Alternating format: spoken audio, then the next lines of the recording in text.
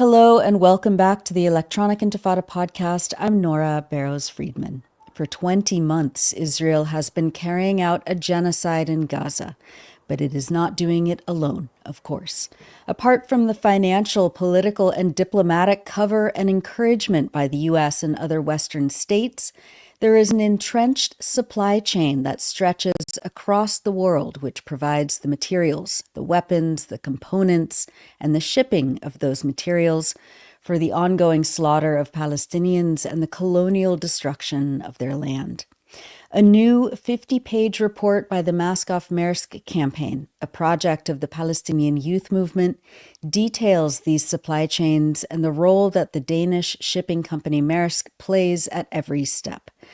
The report is called Shipments for Slaughter, Maersk's central role in manufacturing and maintaining F-35 fighter jets for Israel. Specific to this new report is the focus on the F-35 fighter jet program fueling Israel's war on Gaza. Quote, Maersk has shipped the wings for every Israeli F-35 delivered since at least March 2022, including those for 5 more Israeli F-35s scheduled for delivery by 2028. Maersk's involvement in shipping Israeli F-35 components dates back as early as 2018, they say. Moreover, nearly all maritime shipments of F-35 components to Lockheed Martin Aeronautics in Fort Worth, Texas, and Northrop Grumman in Palmdale, California, 2 of the most critical production hubs for the fighter jet program, have been transported by Maersk.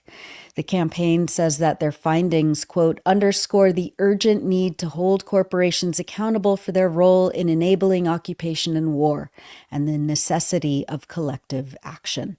As Maersk continues to profit from these shipments, it is up to governments, activists, and civil society to confront the supply chain and demand an end to corporate complicity in Israeli military aggression and human rights violations, especially during the ongoing campaign of Israeli genocide in Gaza.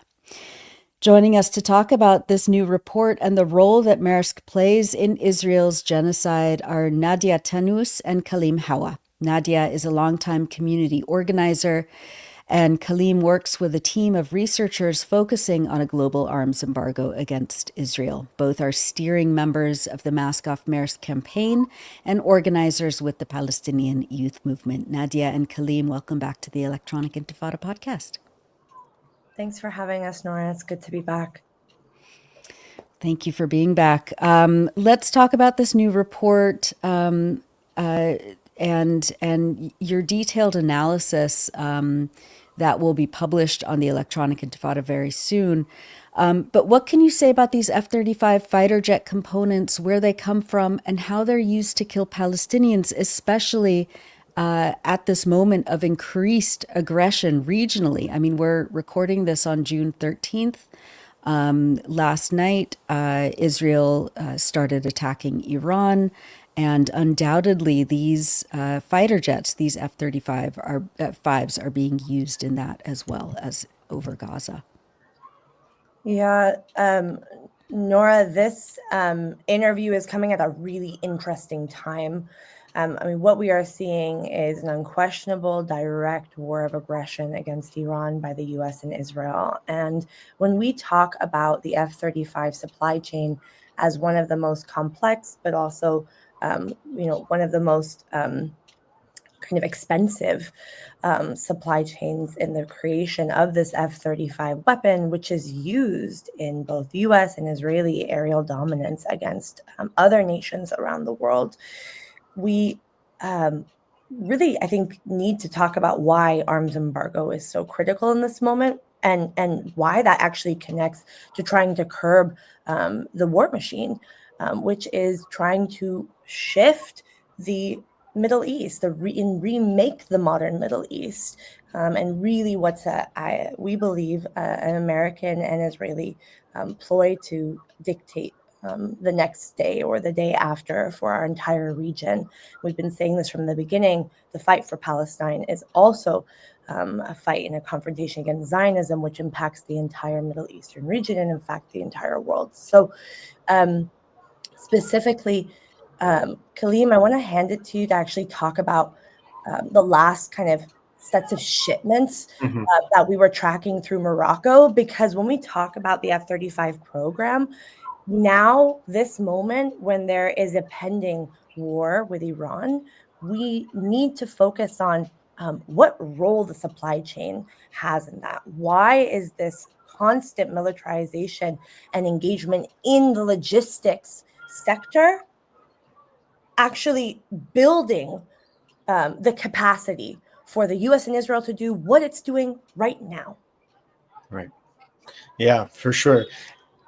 The thing I think for viewers to know right off the start is that the F-35 program is the signature program for the Western imperial powers. The way it operates is it is a massive supply chain touching on many countries across the world who produce components and parts for this jet. It will be centrally manufactured and produced in the Lockheed Martin operated facility in Fort Worth. And then the only countries that get access to the final jets are those who are in the Western Imperial Coalition with the United States. And what Israel has done is situate itself precisely as an intermediary at the center of this F-35 program. The wings that go on the F-35 jets that are not just used by the Israeli Air Force, but by all of these Western powers, are manufactured by Israel Aerospace Industries. And so Israel has made itself the intermediary, and Maersk has made itself the handmaiden. They ship the wings for the global F-35 program to Lockheed Martin in Texas from Israel Aerospace Industry. And so they play the most important role as a logistics and shipping company for maintaining this overall supply chain. This underscores the importance of logistics in the current moment that we're in, but also it means that Maersk has a specific role that it plays and that it knowingly plays because of every one of these parts being earmarked to specific jets. Maersk knows that they are shipping wings for the Israeli Air Force. They know that they're shipping parts for to Nevatim Air Base as well to help with the maintenance of these jets. And so this brings us to the second part of this report, which focuses on the way Maersk sustains the maintenance of the existing Israeli fleet. So for those who don't know, the Israeli Air Force has 42 F-35 jets that they use every day to target Gaza. They've turned Gaza, as we all know, into an extermination camp. And these jets are central to that effort. The jets, because they are so expensive, require constant maintenance and upkeep at Nevatim Air Base. And Maersk, our research has shown, is responsible for carrying the parts in the opposite direction. That is, from the United States to the Israeli Air Force and to Nevatim Air Base more specifically, that allows the Air Force to maintain those jets. So these jets require maintenance every other day, essentially, so that they can stay in the air. And we tracked a shipment earlier this spring, a major shipment of what's known as surface analysts. These are essentially tools that are used but in the F-35 program to ensure that the components on the jets are connected to each other correctly, and therefore that the jet is fit for flying. And Maersk was shipping this major shipment of surface analysts through the port of Tangier in Morocco. So it also, I think, part of what's important from this research is underscoring the way normalization works in practice. And it's not just about de jure normalization, whether or not a country has officially signed on to say, yes, we've normalized relations with Israel, but actually what is happening in reality with the shipment of goods and weapons between these countries. So what is the de facto nature of that normalization? Well, tell us a little bit more. Break down the supply chain a little more here. How do these parts arrive on Maersk ships, and what is Maersk saying about their involvement here? I mean, they've been very cagey, in recent months, especially after a wave of protests at ports, especially in North Africa and Southern Europe. demonstrated to try and stop these shipments. And they've said, oh, we don't, we are respecting arms embargoes in place. We are not shipping weapons. But what's really going on here, and how? I mean, in the report, you have these like fantastic graphic images of like really like the detailed supply chain. I mean, it is a web. It's like a spider's web of different companies, different ports, different ways that these components are shipped and packaged and unloaded and reloaded. How is Maersk at the center of all of this? Right. So I think Maersk's main claim is that this complexity protects them. They claim that because this is such a complex and expensive supply chain that they freely admit they are the primary maritime shipper for, they'll say it's very hard for us to know, whether these parts are ultimately destined for an Israeli F-35 or whether it's going for a New Zealand F-35 or an American F-35. And that's kind of what they're hoping most people will stop asking questions at that point. But what the report shows is that, as I mentioned, these parts all have serial numbers. Maersk, if it's publicly available data to us as researchers that Maersk has shipped every single wing for every F-35 delivered to Israel since 2021, then they know that, and they're aware of that. And so with the shipment that you're talking about that led to mass mobilizations and resistance from popular movements across Europe and North Africa, that was this shipment of surface analysts that I was mentioning earlier. So essentially, we were able to track this shipment and the two Maersk vessels that would be involved in it from start to finish. So and port workers, civil society groups, legal groups, all and popular movements all stood against this shipment in various different locales. So we basically saw one of the vessels that was going to be involved in the supply chain go to the port of Fos-sur-Mer near Marseille. And then you have the dock workers union in Marseille put out a statement saying, we will not work this type of vessel if it is carrying components or arms to Israel in solidarity with the Palestinian people. And this delayed the 𝐓𝐡𝐞 Maersk, which is the vessel we're talking about, for several hours from docking at that port, to the point where the supply chain disruption has led Maersk to drop that port from its overall Mediterranean supply chain, full stop. From there, the ship went to Casablanca, where it was met by massive protests by the movement in Morocco. Again, this led to the vessel being delayed docking for more than 40 hours. From there, it went to Barcelona, which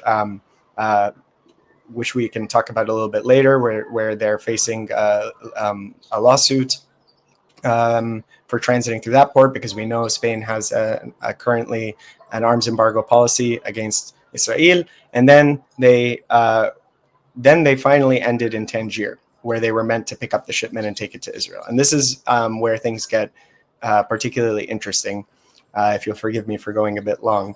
Tangier, the port in Tangier is essential to Maersk. This is, they rely on it as what's known as a transshipment hub that gives them access for their consumer goods business, basically to most of the Mediterranean. And it's such an important port because they operate it. They sent their CEO, Vincent Clerc, earlier in the winter to come speak directly to the dock workers there to assure them that they weren't shipping any military goods to Israel through this port. So Tangier, the port of Tangier Med 2 is essential. And with the knowledge that the campaign shared with civil society in Morocco about this shipment, 3 of the largest unions in Morocco released statements, including one of the dock workers unions, saying, we will refuse to work this ship. Maersk does not let the employees at Tangier Med Port 2 unionize. And so when the ship arrived, several shifts of crane operators, we're talking dozens of people, refused to work the shipment. They wouldn't let the surface analysts get off the vessel at the port. And they did this, and they took significant personal risk to do so, because they're not unionized, not just for themselves, but for their families, and because of the the repressive situation that they face for doing Palestine advocacy in Morocco.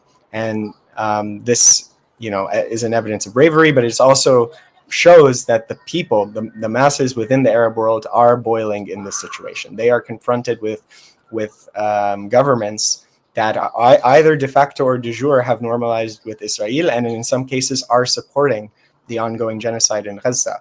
And these types of bursts of worker action and popular action we're seeing more and more of every day. And this is part of why we need to keep up the pressure and continue to do this type of logistics research and build with those movements. Absolutely. And why don't you talk about what's happening in Spain and why it's so significant? Because that is, the site of a major port, as you said, and major worker solidarity with Palestine. What is happening in Spain, and what can you say about it? Spain has a really central part in this story of kind of highlighting the role that Maersk has in not just transporting weapons components and pieces that are critical to the supply chain of the F-35, but actually breaking Spanish law. So we know in different countries in Europe, particularly who have progressive governments, Spain is one, they have a very strong national arms embargo law. It's obvious on the books. What's important is that Maersk knowingly, we believe, and Spain now believes, ruptured and confronted. They broke that law. They confronted the law of the land in the port where they docked in November. And so they did it again, right? Not a few months later. And that's kind of where the story continues. So in November of 2024, and the first breaking news, where the two ships docked, and then eventually kind of moving into a story where actually Maersk defected from the port of Algeciras, which they had been using as the largest port on the Mediterranean for 10 years. So they defected this route rather than go through an inspection by Spanish authorities of what was on their ships. Then they moved to Tanger, which Kaleem is speaking about, Medport 2, where workers are not unionized. And so they said, instead of going through the Spanish legal web, we're going to actually move to a place where the workers intentionally have no power and APM terminals are blocking them from unionizing, which is another subsidiary owned by Maersk. And this, Nora, is a port that's right next door to a second port in Tanger called Tanger Medport 1, not owned by Maersk, where the workers are unionized. All of the shipments going to Israel are going to Medport 2. In this moment, as this Nexoe ship continued to Valencia and to Barcelona, and it docked, there was all of a sudden a confrontation because Maersk knew that they were breaking the law previously, and the Spanish government had put them on notice. This resulted in Spain calling the captains of the ship to court and saying, we need to ask you about what was on this ship and what you're doing shipping these things through Spain. But the captains didn't attend the hearing. So they snubbed Spain. Is that unprecedented? Is that, wow. Yeah, I would expect that captains of a major, cargo ship have an obligation to, concede to the demands of the countries in which they are docking if there is a major, alleged violation of international law. And it's a funny thing to do, given that Maersk is constantly stating they have nothing to hide. So you've moved your port, your main port that you've operated from, the main terminal you've operated from for the past 10 years. You then avoid an actual interrogation and summons to court in Spain. And then you post a statement saying that you have no role in the genocide or in the shipment of components. Absolutely, it's unprecedented. It's not unprecedented that these companies that have been in the shadow for so long as kind of a silent hand in the creation of major weaponry like the F-35 are trying to avoid any sort of accountability. I think Maersk doesn't like that their name has been kind of put out here as a major player. And in fact, we've submitted multiple letters to them. One was a direct letter to Maersk's headquarters asking that they do respond to some of the claims made in our reports. They missed that deadline and to date have not responded to our claims. They did, however, write a response last week to the coverage of the report by Al Jazeera English, Arabic, and AJ Plus, basically stating what Kaleem said earlier. You know, this is a very large web. They don't have a particular direct role, but they know that they are, you know, part of this F-35 supply chain. How do we know those F-35s are going to Israel? But it's very clear if we're able to look at certain pieces of documentation, like let's talk about what's happening in Britain with reviewing the tax records, right? We know that that research was done by viewing Israeli tax records, but it wasn't available to British citizens that were reviewing British records. So they have as much information as does actually the government of Spain, who has continued to push on this angle with different corporations that are using their countries, their ports as a major hub to then ship these weapons and components to Israel in order to conduct a genocide. That all matters because actually what the Maersk crisis from November and now this summons in April has shown us is that Spain started to take a deeper look into the other types of contracts that they have with the Israeli government. And so actually as these captains were being summoned by Maersk, Spain realized that they had 40 licenses that they had signed, right, with the Israeli government. And these were new leases that had taken on the previous leases, which was the findings I was kind of insinuating. They had not taken a close look at what they had. So this then actually had another domino effect where Spain is now suspending 40 licenses for ammunition, guns, and larger arms with the Israeli government. Those things were supposed to go to the Spanish police force. Spain said that they refused to accept those shipments. Israel now is suing Spain. That also was part of the larger news that we saw around their halting the larger 𝐓𝐡𝐞 contract. And when we look at numbers like $6 million, for us in the US, because we are such a provocative war machine, that seems like pennies. But for Spain, this is a major contract. And so I think this is also really important, Nora, to say, you know, as other countries around the world are stepping into what the necessary action is, long overdue. But in order to isolate Israel from the ability to actually receive arms and weapon support from these Western imperial powers, and we see the US just continuing on, right? Donald Trump saying, we are going to back any sort of action in Iran. We gave our warning. This is actually an important wedge that's being driven between the United States and everybody else. And I think it's important, actually, that these sort of reports also help to crack some of that hegemony to say when a genocide is being committed against the Palestinian people, that doesn't just shift the behavior of nation states, it also shifts the behavior of corporations. That's law. And so what happens?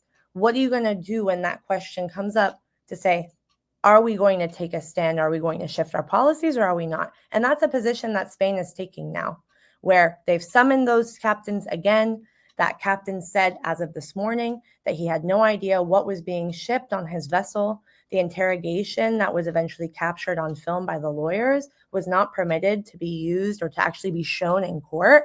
And Spain summoned one of the kind of highest employees in the legal department in Europe from Maersk to attend this hearing. And so we're just going to see how this continues to play out. But we know also that Netanyahu has Israeli political representatives on the ground who are trying to advise the right-wing party in Spain ahead of a pending 2-year election. So Israel, in fact, is really concerned about the role that countries like Spain, Ireland, Belgium are taking in this moment. Wow. Thanks for that breakdown. And Kaleem, can you talk about the F-35 itself and its ability to carry all sorts of just horrific weapons? I mean, we're talking about the JDAM bombs, the 2,000-pound bunker busters, the small, I think small guided missiles. Yeah. Can you talk a little bit about the F-35 itself? You said that Israel has more than 40 of these jets. What kind of weapons are they carrying, and where do those weapons come from?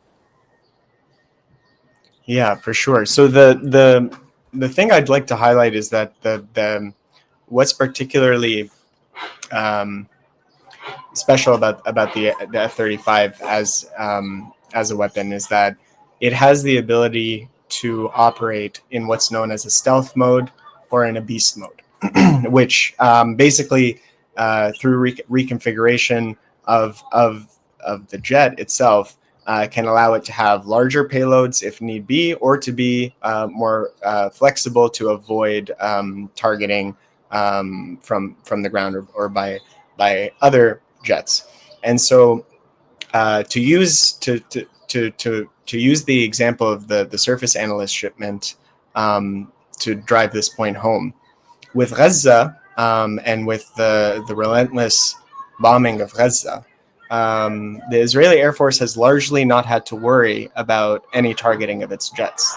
This is not a capability that the resistance in Palestine possessed, and so they were comfortable operating the jets in that way.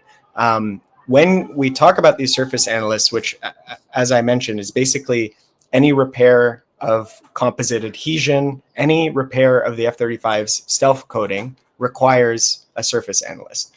And so normally this is something that can be done at the airbase with a limited set of surface analysts. We saw this shipment a couple of months ago, and we asked ourselves, why does the Israeli military need such a large shipment of surface analysts that it is being shipped by container overseas on a Maersk vessel?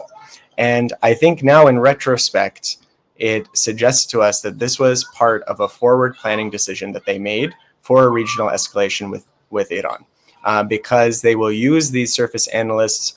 They will use these surface analysts to enable them to operate stealth mode against Iran, and it will they will need a lot of them in a situation where they're confronting a larger regional power with an advanced military. And so I guess the lesson for us here is that logistics and supply chain research allows us to demystify the world around us, to understand how financialized capitalism and imperialism actually operate today. It's part of a strategic program for us as PYM to say and to plant a flag in the movement and say that consumer boycott is no longer good enough. It's not good enough for us to be focusing on don't purchase sabra hummus or SodaStream, but let's actually understand that the way that imperial warfare has evolved and the specific role that Israel plays as forward base, as the center for counterinsurgency programs in the Arab world, means that almost every Western government and the multinational corporations are implicated in this supply chain. And so when you study the Maersk as just like a microcosm of this, because they're so large, they're the largest shipping company, you come to understand how much the public is being misled about the countries they live in, their level of complicity in the war of aggression against Iran, their level of complicity with the mass extermination in Gaza. And the example that Nadya alluded to with the UK is particularly notable because of and this was not research that was per se about Maersk, but because of the research that the campaign had done and the tools that we had developed in-house to do this type of research, we were able to basically show that the British government had been misleading the public about the extent of their support for the F-35 program and for the genocide in Israel, in Gaza by Israel. And we know, it's been known for a while that they that they train the occupation army, that they're flying intelligence flights to support that army. They're using Cyprus to support the Israeli military in all sorts of ways. These are things that have been revealed in the media. But we published a report just before this F-35 report that showed that the UK had sent thousands of military goods to Israel, including bullets, munitions of war, and F-35 parts, which supposedly the government had suspended. And as a result of this, several dozen members of parliament in the UK have demanded the Foreign Secretary, David Lammy, come before the House and respond to these allegations. And some have even called for his resignation. In this case, like, I think what you come to understand basically is that people are using the complexity of supply chains and the integration essentially of capital and warfare in this moment to throw their hands up in the air and say there's nothing we can do about the genocide. Either this is the responsibility, if you're a government, this is the responsibility of a multinational corporation. If you're a corporation, this is the responsibility of a government, and nothing moves. And so that's why for us, the people's arms embargo component, what we can do with organized labor and popular movements, and being smart about the places where there is potential for supply chain disruption, that has to be the response in a moment like this. It's our obligation. Yeah. We'll talk a little bit more about what that looks like. I mean, we discussed some of the movements at the ports, but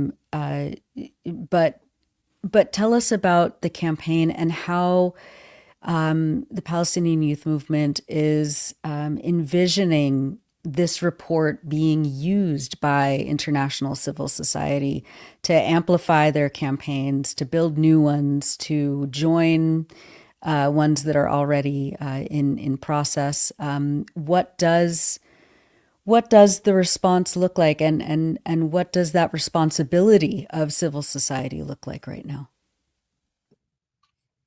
Yeah. I mean, it's a cliche, but it's true. Information is power, right? So being able to highlight some of these things in the report in Britain has led to a much, much larger movement asking for accountability and transparency from the British government on a genocide that they've been backing for the past 20 months. We can see actually that there's also kind of a fissure happening within the European Union, where Hungary and Germany are saying, yes, we can continue with business as usual in supporting Israel. And actually all the other countries, and whether they be led by a progressive government or not, are saying, no, we actually can't withstand this, and we have to change the behavior and the orientation towards the Israeli state, which after 20 months of genocide is only surprising because of the untouchability that Israel has had up until this point. But it is notable, Nora. I think, like in the case of the Netherlands, for example, this is another country now we just saw their largest march since the Iraq War. It's 25 years since they've had a march as large as they did on Nakba Day of 2025. It was mostly oriented around The Hague. And so this F-35 report also kind of shines a light there to say, hey, you guys have similar laws to Spain. You're not supposed to be transporting any sort of supplies, military components or otherwise, to Israel. And yet, here you are, you're allowing transit going through Rotterdam, which was the largest port in Europe at one point, or it still is the largest port, but was the largest port in the world, actually, for most of our lives. You're allowing these transits to happen through Rotterdam, going towards the United States to continue the supply chain that Kaleem highlighted earlier that goes through Norfolk, Newark, and Houston. And there's also a question of what you're allowing to be transported back through Rotterdam.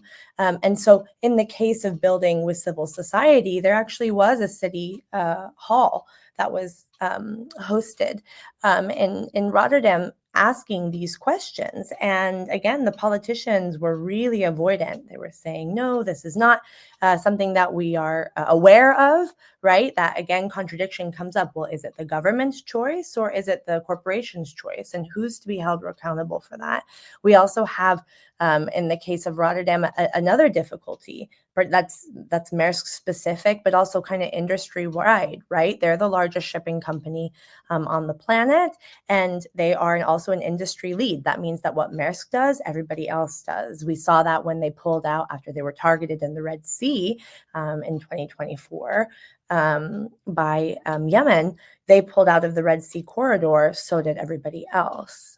We also see this in the case of automation. So we really believe that taking a stand against a logistics supply chain of death is the principled stance, but it's also supporting workers who are not paid for what they're carrying and what they're transporting. Often these corporations don't actually know what's in the cargo.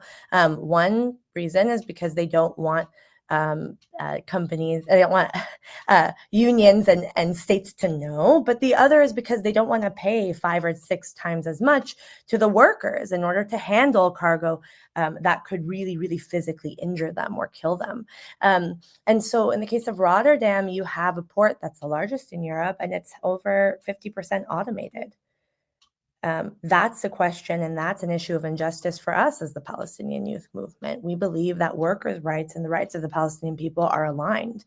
And so this has been another strategy to really work with dock workers and say, look, this is what Maersk is doing, right? As a big, nasty company that takes care of its home in Denmark, it might treat people well inside of the greater Northern Europe, but kind of the minute you start to move into these other layers of Maersk, all the way down to the truck drivers in Latin America, you see major misconduct. And I think Rotterdam is not that far from Copenhagen. So why are they shipping some of these things knowingly and actually breaking the Dutch law?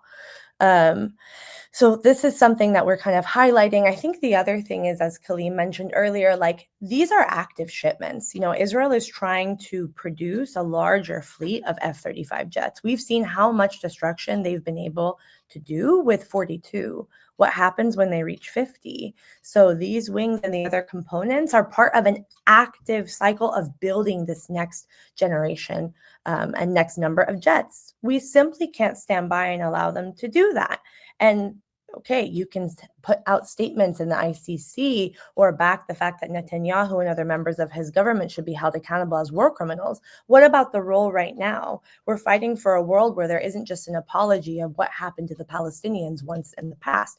We're fighting for a world where actually the genocide is ongoing, and it's our responsibility as people of conscience to put a stop to this. If the governments won't do it, we will pressure them to do so. And as long as they take, as long as the speed of law takes, we won't wait for it. There's people that have power, whether it be inside of Houston, whether it be in Newark, right?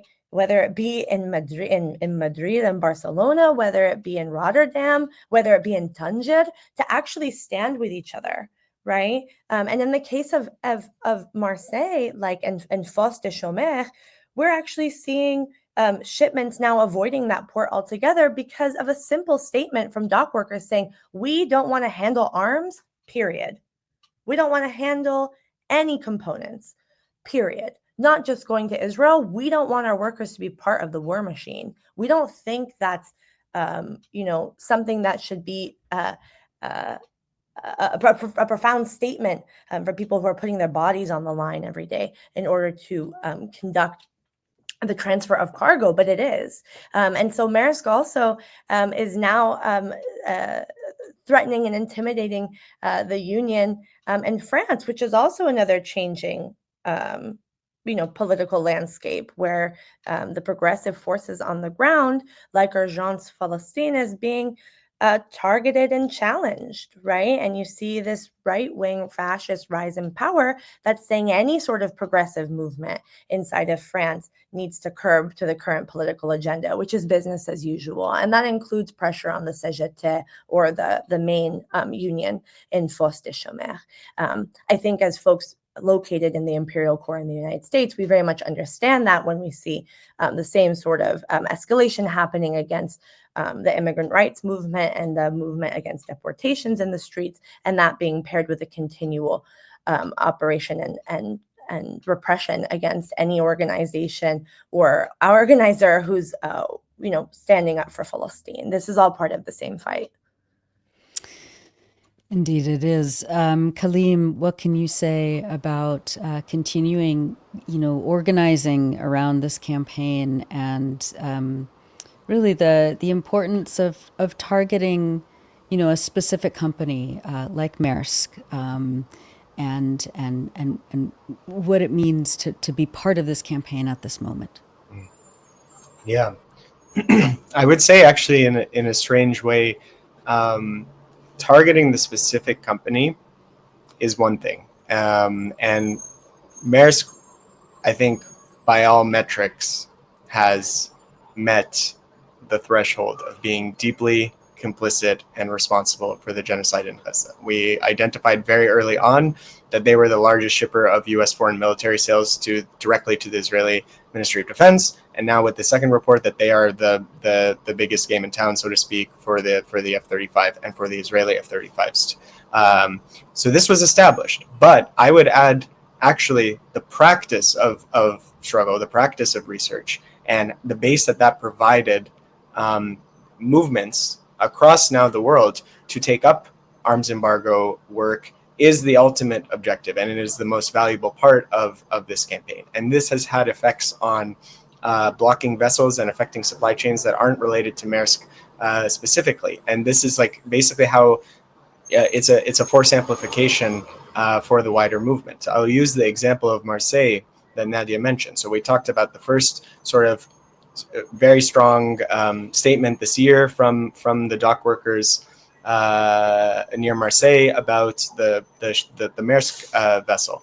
But then a few weeks later, actually last week, June 4th, the news broke that the same CGT Dock Workers Union had blocked a shipment of millions of what are known as ammunition links that were going to the Israeli military. And these are basically parts that operate a belt-fed ammunition system for Israeli machine guns and for artillery.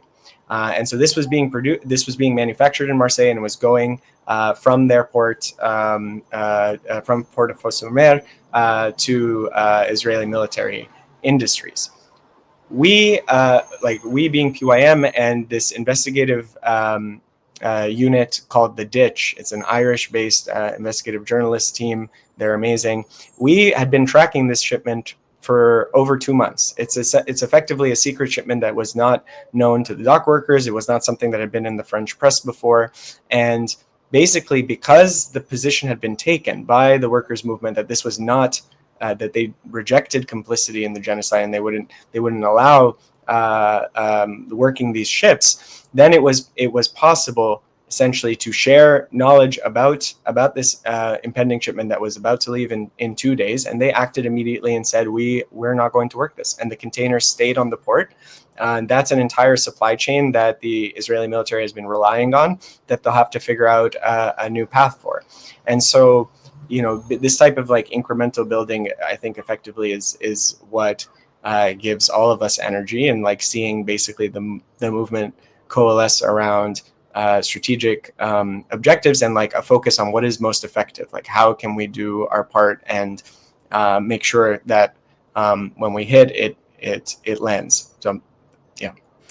And there was a recent week of action, but that's not the only one that I'm sure that the campaign has planned. Can you talk about what goes on during these weeks of action, and how people can get involved, where they can download the report and support the Mask Off Maersk campaign? So last week, we saw many actions actually that span from Melbourne to New York City, going to Maersk headquarters, and also where there wasn't a good Maersk target, going to Lockheed. In the case of Italy, we saw mobilization around Leonardo's. That was all part of the week of action because it was a week of action against the F-35 supply chain suppliers. And so I think, these suppliers, so we say like Leonardo's, for example, they're also part of the creation of wings for the F-35. And there's a huge mobilization and kind of history of struggle that's in Italy, particularly around the port of Genoa. It's kind of the same game that we talked about earlier with Tanger. Italy plays that with the port of Genoa and Vaio Libre, which are right next door to each other, but have different histories of organizing and different strengths of the workers' movement. That was really a cool opportunity to be able to build with different organizers there from the Palestinian Youth Movement, or the Genoa Palestina Italiano, inside of Italy, who are building directly around worker power. In Melbourne, there's also a long history of struggle against inside of the ports, actually. So there's a really progressive union there, and we have a really active civil society that's organizing around Palestine. We saw sit-ins at different Maersk offices. We saw actual confrontations outside of different factories for Lockheed, and we saw a lot of worker outreach. So I think, Nora, like the stage that we're in is that we're building, right? We're building kind of an understanding that these locations are part of a larger supply chain, and there's something that we can do to confront them. We don't have the same threshold here yet as we do for Pal Action in Britain, for example, which has been wildly successful in their ability to shut down the operations of factories. But we do see a larger confrontation of some of these other companies, including Boeing, globally. And I think that it's important to be able to actually say Maersk is a winning campaign because we're able to pursue the largest logistics giant that's taking a major role in the production of the most expensive and the deadliest weapon in the market today. If we're able to actually impact that supply chain, we can impact what happens on the ground to our people. That's not hyperbolic. It's not a narrative. It's material impact. That's what's important. It also re-empowers and puts that power back in the people to say Maersk, like Kaleem mentioned, is part of a larger arms embargo strategy. What does it mean for us to take the skills that we've developed through this campaign and actually build them to say, what are these shipments coming in, Maersk or not, that are part of this larger production? And how do we make sure that when we're focusing on something like the F-35, we're focusing on every single piece? Because every place that has a node in that supply chain has a particular role. And the people, the civil society, the legal statutes, and the state all have a role.